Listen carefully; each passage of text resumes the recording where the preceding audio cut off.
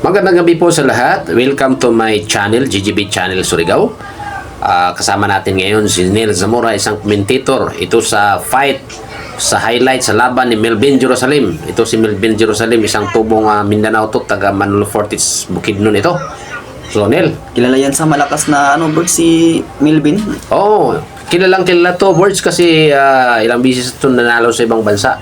At ito mas malakas, matindi yung kalaban niya, Neil. Si Castillo. Oo, si Castillo. Pero makikita natin, sa highlights natin, first round pa lang, pinabagsak na niya si Castillo, Matindi, Ayan, sinusundan ng suntok niya si Castillo. Ang ganda pala ng record ng niyan, ng Castillo na yan, Birds. Oo, matindi. Kung titingnan mo yung record ditong si Castillo, ay 22 wins, walang talo to. Ang malakas pala yung Birds. Pero di siya na umubra kay Birds, kay Melvin. Makikita natin. Unang round pa lang, pinakitaan na talaga ng gilas ng ating boksingerong si Melvin Jerusalem at pinabagsak na nga. Kaya nga nung unang round pa lang, Birds, nakita na yung lakas ni Melvin. At saka, yan, titingnan mo naman yung tama ng suntok na sa mukha at saka tiyan. Pero kung matibay din talaga yun si Castillo, kasi kung titingnan mo naman sa tama, sa lakas ng suntok sa mukha at saka sa tiyan, ay tiyak na hindi na makakabangon yan. Oo nga, matibay yung panga niya, Lagi natamaan sa panga si Castillo. Oo, di ba? Kita mo naman yung stance pa lang, At saka lamang dito si Castillo ng sa tangkad. Di ba? Lamang siya kung sa manok pa yan nila, ay talagang dihado yung manok natin.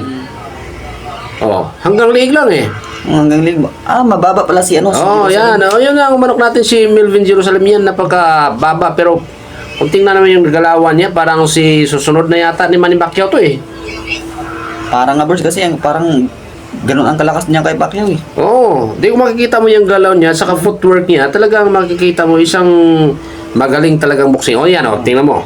Pinaluhod na si Castillo di ba? Pero yakap na lang si Castillo nasisira na yung depensa niya Wala na siya sa depensa, Nasira yung depensa niya lakas, Ayan, malakas talaga magpanira ng depensa yung ganyang galaw at saka suntok. Ayan mga boss, makikita natin mga boss, Pero matibay yung Mexico. One to na lang matibay yung Mexico, Bird, Matibay talaga. Kanina ba yan O kung hindi pa yan siya talagang nagdala ng tibay sa kanyang sarili, talagang bagsak na yan.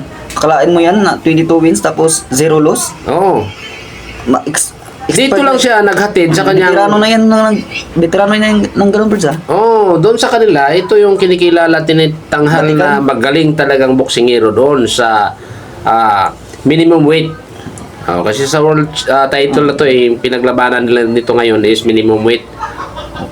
Ayan, matibay, Matibay. Ilang bisis sa pinaulan na ng suntok ng ating boksingerong si Melvin Jerusalem, Pero kayang-kaya pa rin niya kahit ano na siya, hindi pa rin narurugi, di ba?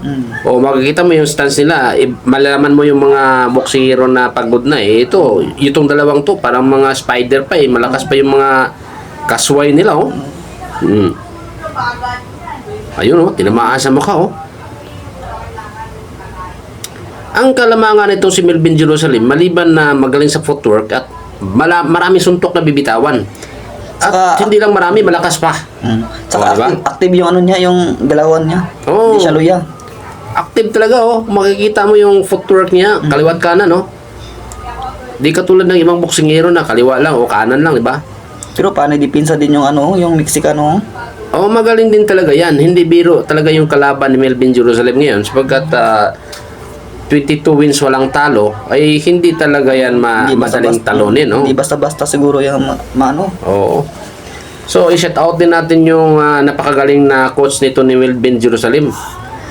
Kasi isa din to sa nagbigay ng panalo nitong Melvin Jerusalem kasi nakikita kasi sa coach talaga kung anong dapat gawin ng boksingero.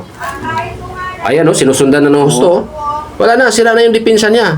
Hindi na siya nakapagdepensa ng maayos. Open na yung depensa sa mukha, di ba?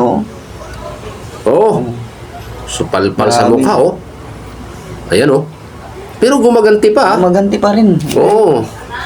Ang kinikilala din talagang mga malalakas na boksingero sa larangan boxing ay yung Mexico. Di ba?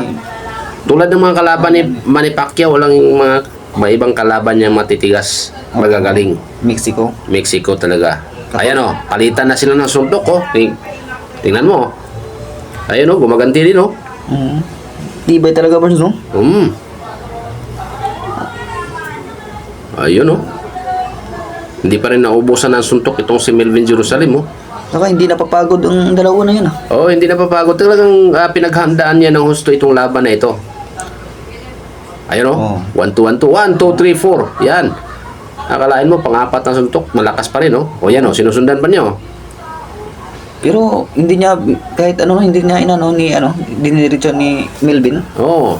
At saka makikita mo to si Luis Castillo talagang ano pa paurong pa yung ibig sabihin may lakas pa talaga siya kasi umabante di ba? Hindi katulad ng ibang umaatras-atras. Ito umabante oh. Hindi pa siya nakapagod ba? Malalaman mo sa galaw niya. So makita mo talaga yung isang boksingirong malakas talaga. Biro mo galing pa ng Mexico yan. Boards, Neil, no? Naghatid lang dito ng isang talo at nagdagdag ng panalo nitong boksingero natin si Melvin Jerusalem. Ayan o. Ayun o. Kaliwat kanan, binitawan o. Talagang matibay o. Tinamaan naman sa mukha. Tibay talaga ng sinusundan pa o. Tibay ng pangan ng Mexico. Matibay talaga. Pangkalabaw siguro yan o. Yan, tapos na yung laban o. So, yun na po mga boss ha. Ito yung highlights natin mga boss. Kung nagustuhan niyo po yung video natin, paki-like na lang, paki-subscribe. And then, till the next video mga boss ha.